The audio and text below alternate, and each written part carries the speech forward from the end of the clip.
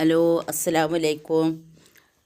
അപ്പോൾ ഇന്ന് നമ്മളെ വീഡിയോ ഒരു സാധാരണ നോർമലി ഒരു ദിവസമുള്ള ഒരു വീഡിയോ ആണ് കേട്ടോ. അപ്പോൾ ഞാൻ ആദ്യം തന്നെ ചോറിന് അരിയും വെള്ളം കൂടി വെച്ചിട്ടുണ്ട്. പിന്നെ ഫ്ലാസ്കിക്ക് ഉള്ള വെള്ളത്തിനുള്ള കുടുക്കിയിൽ വെള്ളം എടുത്ത് വെക്കുക.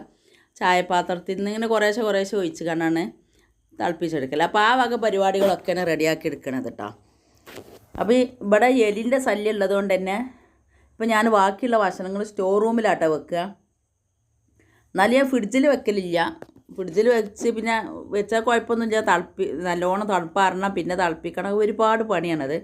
അപ്പോൾ എനിക്ക് എപ്പോഴും കുറച്ചും കൂടി സേഫായിട്ട് തോന്നിയിട്ടുള്ളത് പുറത്ത് വെക്കാൻ. അപ്പോൾ രാത്രിയാണെന്ന് വെച്ചെങ്കിൽ ഞാൻ അങ്ങനെ ബാക്കിയുള്ളതൊക്കെ ഒന്ന് തിളപ്പിച്ച് പുറത്ത് തന്നെ മൂടി വെക്കും. അപ്പോൾ സാധാരണ ഞാൻ ഇവിടെ മൂടി വെക്കുകയാണെങ്കിൽ നല്ലോണം തുണിയൊക്കെ ഇട്ട് കെട്ടിയിട്ട് തന്നെയാണ് വെക്കൽ. പക്ഷേ എലിനെ കണ്ടതോട് കൂടിയിട്ട് ഒരു ഇതാണ്. ഇനിയിപ്പോൾ വിഷം വെച്ചിട്ടുണ്ടായിരുന്നു നില. അപ്പോൾ കംപ്ലീറ്റും എലിയാൾ ഏതായാലും അന്ന് എലി ഏതായാലും ചാവും. പിന്നെ ഇനി കുറച്ച് ദിവസം കഴിയണം അത് പിന്നെ വരണമെന്നുണ്ടെങ്കിൽ. അപ്പോൾ പത്തിരി ഒരു ട്രിപ്പ് ഇങ്ങനെ ചുട്ടുകൊണ്ട് നിൽക്കുകയാണ്. അതിൻ്റെ ഇടയിൽ ഞാൻ ഓരോരോ പണികൾ എടുക്കുന്നുണ്ട് കേട്ടോ, ഒരേ പണി മാത്രമല്ല. അപ്പോൾ പത്തിരി ചുടുന്നുണ്ട്. അപ്പോൾ നാളേക്കൊക്കെ ഉള്ളത് സെറ്റാക്കി വെക്കുന്നുണ്ട്. അപ്പോൾ ആ പത്തിരി പരത്തിയ പാത്രത്തിൽ തന്നെ ഞാൻ അതിൻ്റെ ഉള്ളൊക്കെ തുടച്ചിട്ട് ഇന്നൊക്കെയുള്ള പത്തിരി എടുത്തിട്ട് നാളേക്കൊക്കെയുള്ള പത്തിരി അതിലേക്ക് തന്നെ എടുത്ത് വെക്കുകയാണ്. നാളേക്കൊക്കെ എന്നല്ല, നമുക്ക് എപ്പോൾ വേണമെങ്കിലും എടുക്കാം. 10 ദിവസം വരെയൊക്കെ പത്തിരി ഇരിക്കും കേട്ടോ. കറണ്ട് ഉണ്ടാവണം. കറണ്ട് ഇല്ലെങ്കിൽ പിന്നെ നമുക്ക് പറയാൻ പറ്റില്ല. കറണ്ട് ഉണ്ടെന്നുണ്ടെങ്കിൽ 10 ദിവസം വരെ പത്തിരി ഇരിക്കും. എനിക്ക് ഇരിക്കലുണ്ട്, ഒരു കേടും ഉണ്ടാവില്ല. പിന്നെ എയർ കടക്കാതെ നമ്മൾ നന്നായിട്ട് അടച്ച് വെക്കണം എന്നുള്ളൂ. അത് ഞാൻ മേലെ ഒരു പേപ്പർ ഇട്ടിട്ട് നന്നായിട്ട് എയർ കടക്കാതെ വെക്കുകയാണ് ചെയ്യൽ. അപ്പോൾ ഇന്നൊക്കെയുള്ള പത്തിരിന് മാറ്റി വെച്ച് ഇപ്പോൾ നാളേക്കൊക്കെയുള്ള പത്തിരി ഫ്രിഡ്ജിൽ വെക്കാൻ വേണ്ടിയിട്ട് റെഡിയാക്കിയിട്ട് അതിൻ്റെ മേലെ നമുക്ക് നല്ലൊരു ന്യൂസ് പേപ്പറോ ഏതെങ്കിലും ഒരു പേപ്പർ ഇനി തുണിയിൽ ഒന്നായിട്ട് പൊയിഞ്ഞ് വെച്ചാലും കുഴപ്പമില്ല കേട്ടോ. ഇതിപ്പോൾ അയിമക്ക് തട്ടൊന്നുമില്ല, എയറേക്ക് കടക്കാതെ വെക്കണം എന്നുള്ളൂ ഒരു മെയിനായിട്ട് ഉള്ളത്. അപ്പോൾ നന്നായിട്ട് ടൈറ്റായിട്ട് മൂടിയിട്ട് അത് ഞാൻ ഫ്രിഡ്ജിൽ കൊണ്ടുവയ്ക്കുകയാണ്. അപ്പോൾ ഈ പത്തിരി ഇങ്ങനെ ചുടുന്ന ഇടയിൽ തന്നെ ഞാൻ ചോറ് തിളക്കണ്ട. അപ്പോൾ ഞാൻ ആ ചട്ടവും കൊണ്ട് തന്നെ അത് നന്നായിട്ടൊന്ന് ഇളക്കി കൊടുക്കുകയാണ്. വേറൊരു കയ്യിലെടുക്കണ്ടല്ലോ എന്നുള്ള ഉദ്ദേശത്തിലാട്ടോ. അപ്പോൾ ഏതായാലും പത്തിരി പണി അതിൻ്റെ ഇടയിൽ കൂടെ നടന്നുകൊണ്ടിരിക്കണമുണ്ട്.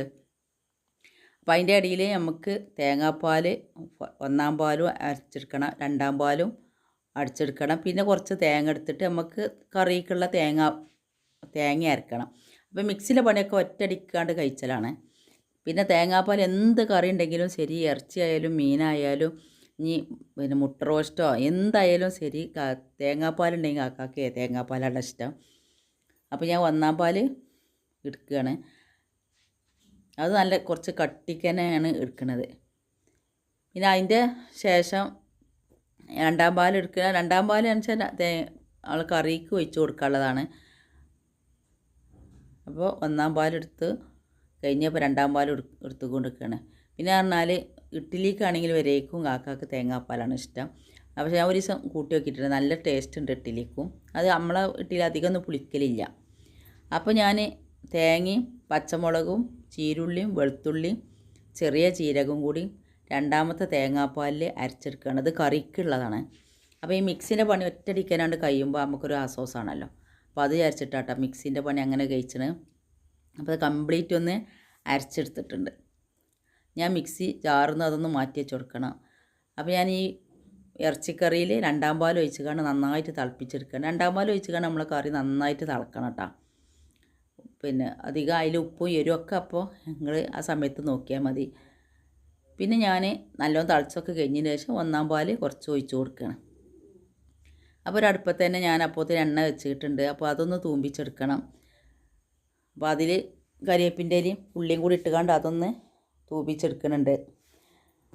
പിന്നെ എരിവ് ഉപ്പൊക്കെ നോക്കിയപ്പോൾ എനിക്ക് കറിയിൽ കുറച്ച് ഉപ്പ് കുറവുള്ളതായിട്ട് തോന്നി. അപ്പോൾ ഉപ്പും കുറച്ച് കുരുമുളക് പൊടി ഇട്ട് കൊടുത്ത് അത് താളിച്ചയ്ക്ക് ഒഴിച്ച് കൊടുക്കുകയും ചെയ്ത്. അപ്പോൾ നമ്മളെ ചായക്കുള്ള കറി റെഡിയായി.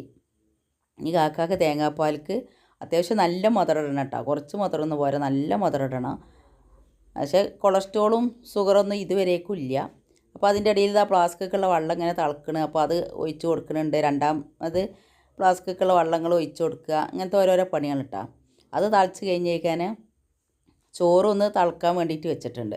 അത് വെച്ച സമയത്ത് നമ്മൾ തൊലിച്ച ഉള്ളിത്തോല്, വാഴക്കത്തോല്, ചേനത്തോലൊക്കെ ചട്ടിയിൽ നിന്ന് പുറത്തേക്ക് വേസ്റ്റ് ഇട്ട് കൊടുക്കുകയാണ്. നമ്മൾ ആ ചോറ് തിളച്ച് കഴിഞ്ഞ് അതിൻ്റെ ശേഷം അതിൻ്റെ മേലേക്ക് ഒഴിക്കാനുള്ള വെള്ളം കൂടി തിളക്കുമ്പോഴത്തേന് ഈ കറിക്കുള്ള കംപ്ലീറ്റ് കഷ്ണങ്ങളും മുറിച്ചിട്ട് അയിമക്ക് റെഡിയാക്കി വെക്കണം. അപ്പോൾ ഈ കറണ്ട് അടുപ്പ് ഓഫാക്കാതെ നിൽക്കുന്നതാണ് കേട്ടോ നമ്മളെ മെയിനായിട്ടുള്ള ആവശ്യം. അപ്പോൾ അതാ ചോറ് തിളച്ച് ഇനി ഇത് ഓട്ടപാത്രത്തേക്ക് ഒഴിച്ച് കൊടുക്കാണ്ട് ഈ വെള്ളം തിളച്ച് റെഡി ആകുമ്പോഴത്തേക്കും നമ്മളെ കഷ്ണങ്ങളൊക്കെ നുറുക്കിയിട്ട് ഇതുണ്ടോ ഒന്ന് വേവിച്ചെടുക്കാൻ വേണ്ടിയിട്ട് വെച്ചതാണ് കേട്ടോ. അപ്പോൾ ഞാൻ ഈ പരിപ്പ് വേവിച്ചത് ഫ്രിഡ്ജിലുണ്ടായിരുന്നു, പച്ചവെള്ളത്തിൽ വേവിച്ച് വെച്ചതായിരുന്നു. അപ്പോൾ ആ പരിപ്പും ഇതിലേക്ക് ഇട്ട് കൊടുക്കുന്നുണ്ട്. ഇതിൽ നിന്ന് പകുതി, അത് അത്ര തോനെ വേണ്ട, അപ്പോൾ പകുതി എടുക്കാൻ വിചാരിച്ചു. കയ്യിലെടുക്കാനുള്ള മടിക്ക് അത് 3/4 ഭാഗം തന്നെ വീണ്. അപ്പോൾ ഞാൻ ചട്ടിക്ക് ഒഴിച്ച് കൊടുക്കണം. അപ്പോൾ ഈ ചട്ടിയിലാണ് കറി റെഡിയാക്കുന്നത്. അപ്പോൾ ആ ചട്ടിക്ക് ഞാൻ മിക്സിൻ്റെ ജാറിൽ നിന്ന് അരപ്പ് ഒഴിച്ച് കൊടുത്തതാണ്. അപ്പോൾ അതാ നമ്മളെ കറിയൊക്കെ വെന്ത് കഴിഞ്ഞു. അത് ഇനി ഒന്ന് കടു വറുത്തെടുക്കണം. രാവിലത്തെ ഇറച്ചിക്കറി കുറച്ച് ബാക്കിയുണ്ട്. അപ്പോൾ ഉച്ചക്ക് വേണ്ടവർക്ക് അതും കഴിക്കാൻ വിചാരിച്ചുകൊണ്ട് എടുത്ത് വെച്ചതായിരുന്നു. അതിൻ്റെ ശേഷമാണ് കാക്ക പിന്നെ മീൻ കൊടുന്നത്.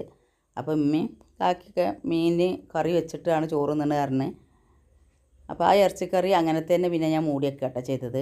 പിന്നെ ഈ മീനിൻ്റെ കായം എന്ന് പറഞ്ഞാൽ ചീനാമുളകും ഉപ്പ്, മഞ്ഞൾപ്പൊടി, ചെറിയ ചീരുള്ളി, വെളുത്തുള്ളി, സുർക്കയും കൂടിയും ചേർത്ത് അരച്ച് വെച്ചതാണ്. നല്ല ടേസ്റ്റാണത്. ഇറച്ചിക്കും മീനിക്കൊക്കെ ചേർക്കാൻ പറ്റും കേട്ടോ. നല്ല ടേസ്റ്റുള്ള ഇതാണ്. അപ്പോൾ ഇതിൻ്റെ വീഡിയോ ഒക്കെ കണ്ട് കമൻറ്റ് എഴുതണം കേട്ടോ. എന്തായാലും നിങ്ങൾ കമൻറ്റ് ചെയ്താൽ മറക്കരുത്.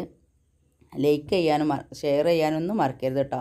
ഇഷ്ടപ്പെട്ട വീഡിയോ ആണെങ്കിൽ ആർക്കെങ്കിലും ഒന്ന് ഷെയർ ചെയ്ത് കൊടുത്തോണ്ട്, ഇഷ്ടപ്പെട്ടിട്ട് അതിന് ഡിസ്ലൈക്ക് ചെയ്തോണ്ട്. അപ്പോൾ ഇത്രയാണ് ഇന്ന് നമ്മളെ വീഡിയോ. ഇനി നമുക്ക് അടുത്തൊരു വീഡിയോ ആയിട്ട് വരുന്നത് വരേക്കും അസ്സലാമു അലൈക്കും. നിങ്ങളെ അഭിപ്രായങ്ങൾ പറയാനോ ഒന്നും മറക്കരുത്. നിങ്ങൾക്ക് എന്തെങ്കിലും ചോദിക്കാണ്ടതിനെങ്കിൽ ചോദിച്ചാൽ ഞാനൊരു Q&A മാതിരി വരാം കേട്ടോ. അപ്പോൾ ഇതുവരെ ഞാനൊരു Q&A നടത്തിയിട്ടില്ല. അപ്പോൾ ഒരു Q&A മാതിരി വരാമെന്ന് വിചാരിക്കണു. അസ്സലാമു അലൈക്കും. എൻ്റെ ചാനൽ ആദ്യമായിട്ട് കാണുന്നവരാണെങ്കിൽ സബ്സ്ക്രൈബ് ചെയ്യുക. അതിൻ്റെ കൂടെ കാണുന്ന കുഞ്ഞു ബെല്ലിലേക്കൻ ക്ലിക്ക് ചെയ്യുക. എന്നാൽ ഞാൻ ഇടുന്ന വീഡിയോകൾ അപ്പോൾ നിങ്ങൾക്ക് ലഭിക്കുന്നതാണ്. ലൈക്ക് ചെയ്യാനും മറക്കരുത്.